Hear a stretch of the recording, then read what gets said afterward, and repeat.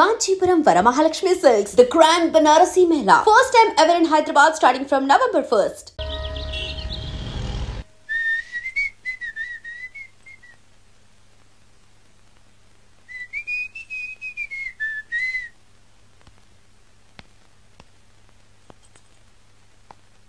Hey, Ninne!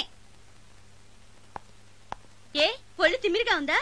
నన్నా? నిన్నే వెధవేషాలేసి ఏం తెలియనట్టు నన్ను అంటావేంటి? మీరు దేని గురించి మాట్లాడుతున్నారో నాకు అర్థం కావట్లేదండి. వెధవ డ్రామాలు ఆడకు. ఏమైందే? నన్ను చూసి విజిలేస్తున్నాడు. విజిలేసినంత మాత్రాన ఒళ్ళో వాలిపోవడానికి నువ్వేమైనా అందగాడు అనుకుంటున్నావా? చిన్నపిల్లలు కూడా నీ మొహం చూస్తే జడుచుకుంటారు. ఎప్పుడైనా నీ మొహం నువ్వు అద్దంలో చూసుకున్నావా? విజిలేసింది సుందరం గారు కాదు, ఈ అబ్బాయి.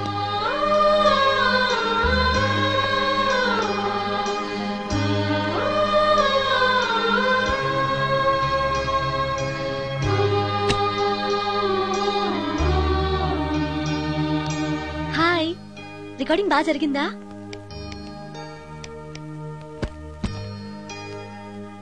హలో, ఏంటి డల్ గా ఉన్నావు? వాడెవడో విజిల్ వేస్తే నేనేసాననుకుని నన్ను తిట్టింది. ఆ మాత్రానికి బాధపడుతున్నావా? తిట్టినందుకు కాదు నా బాధ. ఆ తప్పు నేను చెయ్యలేదని, ఆ తప్పు నాది కాదు అని తెలిసినా కూడా కనీసం సారీ కూడా చెప్పలేదు.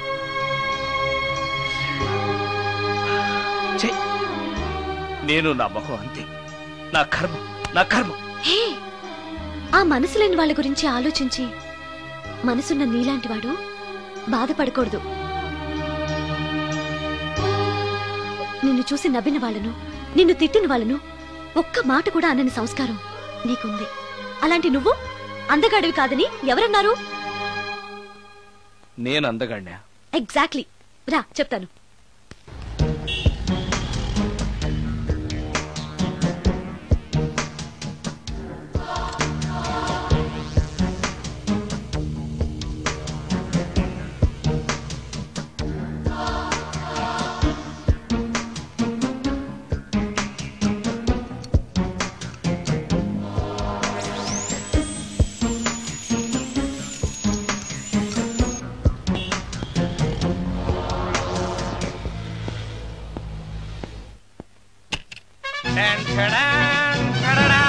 ఎలా ఉంది? అయ్యో, ఏంటి కాంబినేషన్? నీకు అస్సలు డ్రెస్ సెన్స్ లేదు. ఏ? మీ మ్యూజిక్ వాళ్ళంతా ఇంతే. నేను సెలెక్ట్ చేస్తాను, చూడు.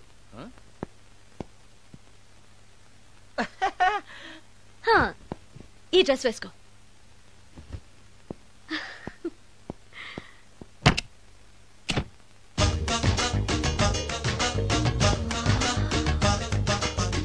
ఇప్పుడు yes, now you look smart. వెళ్ళి అద్దంలో చూసుకో. ఓకే. వద్దులే, అద్దం ఎప్పుడు నాకు అబద్ధమే చెప్తుంది. నువ్వు చెప్పు, నేను ఎలా ఉన్నాను? మళ్ళీ మళ్ళీ చూడాలనిపించేంత అందంగా ఉన్నావు. ఇప్పుడు నువ్వెవరికి విజిల్ వేయక్కర్లేదు. వాళ్లే నిన్ను విజిల్ వేసి పిలుస్తారు. అందరూ నిన్నే చూస్తారు. నేను మాత్రం ఎవరిని చూడను. ఏం పాపం? తర్వాత చెప్తాను. ముందు నువ్వు వెళ్ళి స్నానం చేసి నాకెదురొస్తే నేను రికార్డింగ్ వెళ్తాను. అబ్బో, ఈ సెంటిమెంట్ ఎప్పటి నుంచో? నన్ను అందగాడుగా మార్చిన దగ్గర నుంచి. 5 నిమిషాల్లో వచ్చేస్తాను. Okay okay.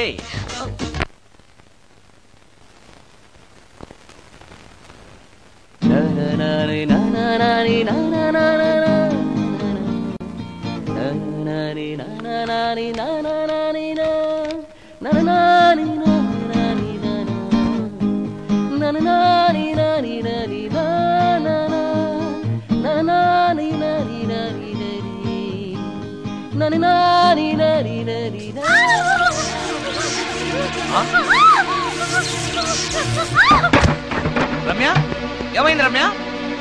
రమ్య,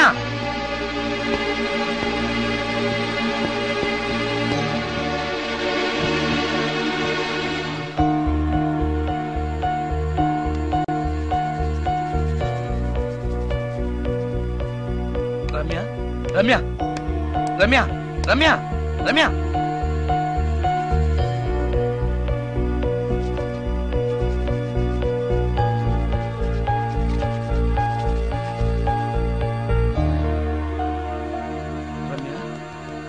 రమ్య,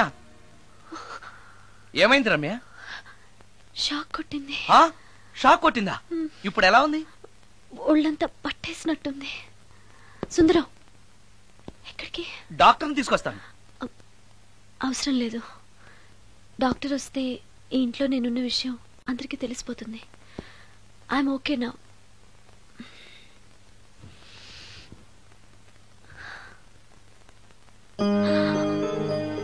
బాత్రూంలో నేను ఎలా ఉన్నాను? కింద పడిపోయాను. కింద పడ్డాను సరే, నేను ఎలా ఉన్నాను?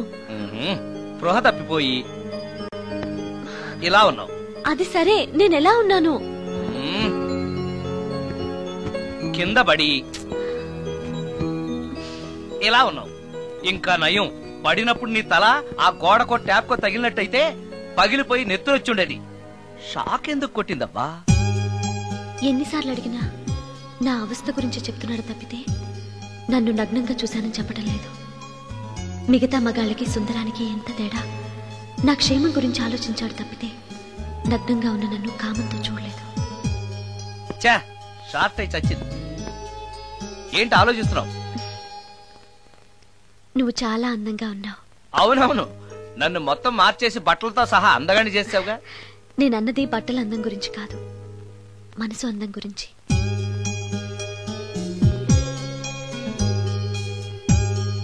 నీకో విషయం చెప్పాలి. చెప్పు. ఇప్పుడు కాదు, నువ్వు సాయంత్రం ఇంటికి వచ్చాక చెప్తాను. నేను కూడా ఒక విషయం చెప్పాలి. ఏంటది? నేను అప్పుడే చెప్తాను. వస్తాను.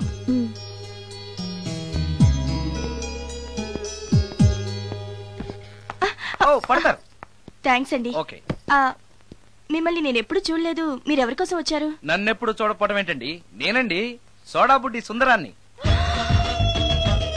సుందరమా? నేనే. ఒక్క నిమిషం ఇక్కడే ఉండండి. ఏమండి? ఎందుకు? ఒక్క ఫోటో తీసుకుంటాను. మీ వాడింకా భోంచేయట్లేదా? అందుకు కాదండి, మా చెల్లెలికి పెళ్లి సంబంధాలు చూస్తున్నారు. మీ ఫోటో పంపుదామని. సారీ అండి, నేను ఆల్రెడీ ఇంకొక అమ్మాయిని ప్రేమిస్తున్నాను.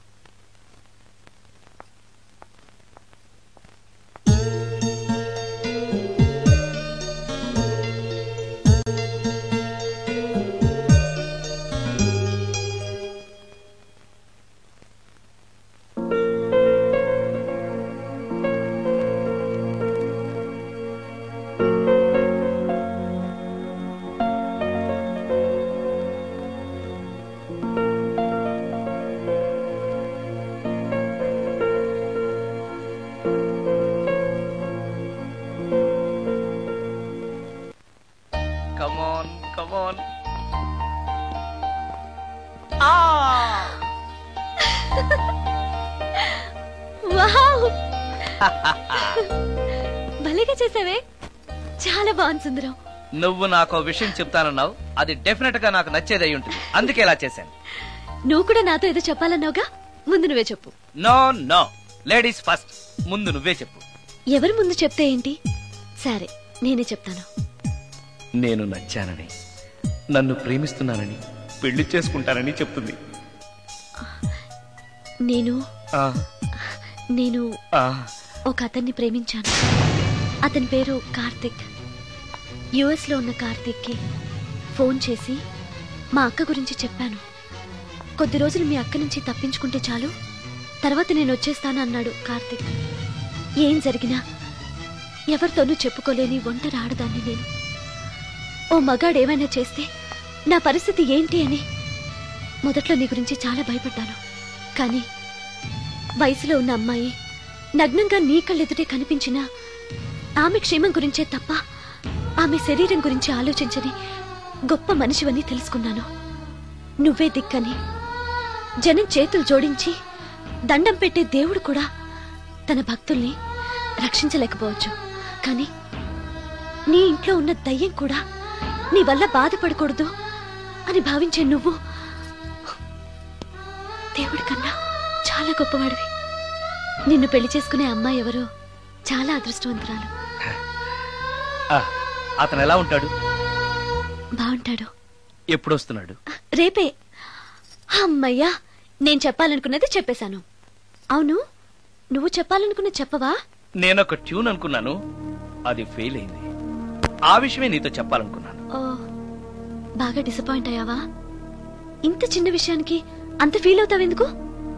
నీకున్న టాలెంట్ కి ఒక్కటి ఫెయిల్ అయితే 100 ట్యూన్స్ వస్తాయి.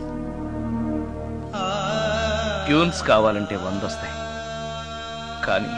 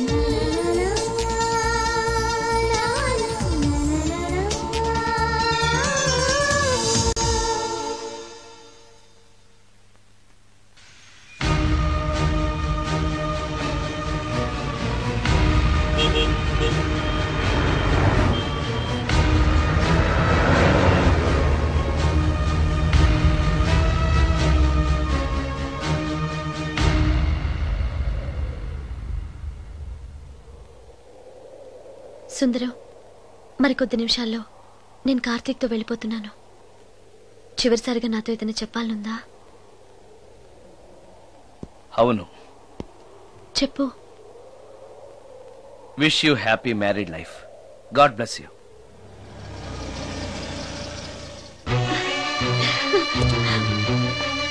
హాయ్ సుందరం, ఇతనే నా లవర్ కార్తిక్. హలో. ఇన్ని రోజులు నాకు ఆశ్రయం ఇచ్చి నన్ను సొంత మనిషిలో చూసుకున్నాడని చెప్పానే, ఆ సుందరం ఇతనే. Hi, I am Karthik. హలో. మీ గురించి ఫోన్లో రమ్య చాలా సార్లు చెప్పింది. Anyway, nice to meet you. Okay. మా మ్యారేజ్ కి ఫస్ట్ గెస్ట్, మెయిన్ గెస్ట్ మీరే. తప్పనిసరిగా రావాలి. Okay Ramya, shall we move?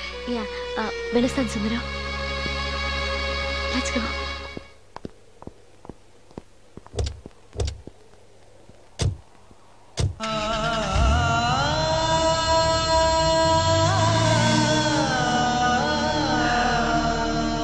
నాకంటే అందంగా ఉన్నాడు. అందం అందాన్నే కోరుకుంటుందని తెలియక ఆశపడ్డాను.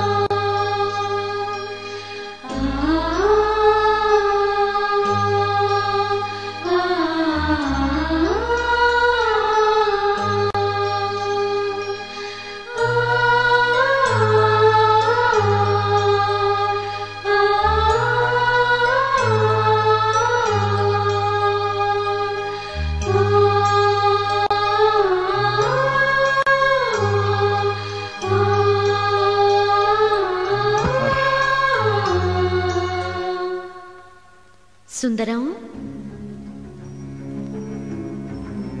బాగున్నావా సుందరం? రమ్య, రమ్య, రమ్య, ఎక్కడున్నావు రమ్య? రమ్య, నేను రమ్యను కాని సుందరం, మోహినిని. మోహినియా? మోహిని ఏంటి? రమ్యగా బతకలేక చనిపోయి మోహినిగా మారాను. చనిపోవడమా? నువ్వు చనిపోవడం ఏమిటి? ఇక్కడ ఎక్కడో ఉన్నావు. ఎక్కడున్నావు రమ్య? రమ్య, ఆత్మాభిమానం చంపుకొని బ్రతకలేక చచ్చిపోయాను సుందరం. చచ్చిపోయావా? నువ్వు ప్రేమించిన వాడితో వెళితే సుఖపడతావు కదా అనుకుంటే ఎందుకు ఇలాంటి నిర్ణయం తీసుకున్నావు? ఏం జరిగింది రమ్య? కార్తీక్, మూడిగా ఉన్నవేంటి? చెప్పు కార్తీక్, ఎనీ ప్రాబ్లం? ఎలా చెప్పాలో అర్థం కావట్లేదు. దేని గురించి? నిన్ను పెళ్లి చేసుకోవటం మా ఇంట్లో వాళ్ళకి ఇష్టం లేదు. ఎందుకని? ఇన్నాళ్ళు పెళ్లి కాని కుర్రాడింట్లో ఉన్న నువ్వు శీలం పోగొట్టుకోలేదని నమ్మకం ఏంటని మా వాళ్ళు ఫీల్ అవుతున్నారు. కార్తీక్, ఫ్రాంక్ గా చెప్పాలంటే నా ఫీలింగ్ కూడా అదే. అంత మాట అన్నాక బ్రతికి అతని దగ్గర ఉండటం కంటే చచ్చిపోయి మోహినిగా నీ దగ్గర ఉండాలని వచ్చేశాను. నేను ఇక్కడ ఉండటం నీకు ఇష్టం లేకపోతే చెప్పు, వెళ్ళిపోతాను. వద్దు మోహిని, వద్దు, వెళ్ళొద్దు. నువ్వు ఇక్కడే ఉండాలి. మోహినిగా నువ్వు మాట్లాడినా నాకు సంతోషమే. నేను మోహినిగా నీతోనే ఉంటే నువ్వెవరిని పెళ్లి చేసుకోవా? చేసుకోను. నువ్వు రమ్యమైనా మోహినిమైనా నీ మీద నాకున్న ప్రేమ చావదు. అయితే మనం పెళ్లి చేసుకుందావా? పెళ్ళ? నేను మనిషిని, నువ్వు దెయ్యానివి. మనిద్దరికి పెళ్ళెలా సాధ్యం? నువ్వు తలుచుకుంటే సాధ్యం అవుతుంది. ఎలా? ఏముంది, నువ్వు చచ్చిపోతావు, నా దగ్గరకు వచ్చేస్తావు, మనిద్దరం కలిసిపోతాం. ఓస్, ఇంతేనా? ప్రాణం తీసుకోవాలంటే భయంగా లేదా? నాకు ప్రాణం తీసుకోవాలంటే భయం కన్నా నీ దగ్గరకు వచ్చేస్తాన్న ఆనందమే ఎక్కువ. నీ కోసం ఏమైనా చేస్తాను.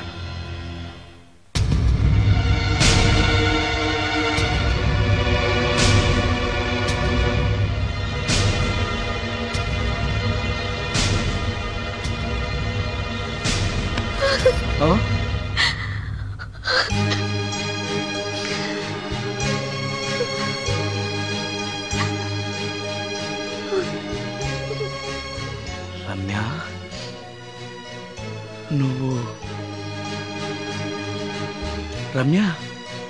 అవును, రమ్యనే. అతనంత మాట అన్నాక అక్కడి నుంచే దూకి చచ్చిపోవాలనుకున్నాను. చనిపోయే ముందు మోహినిగా ఒక్కసారి నిన్ను చూడాలనిపించింది. నా కోసం ప్రాణమైనా ఇచ్చే నిన్ను చూశాక నీతోనే ఉండిపోవాలనిపిస్తోంది. కుదరదు. ఏ?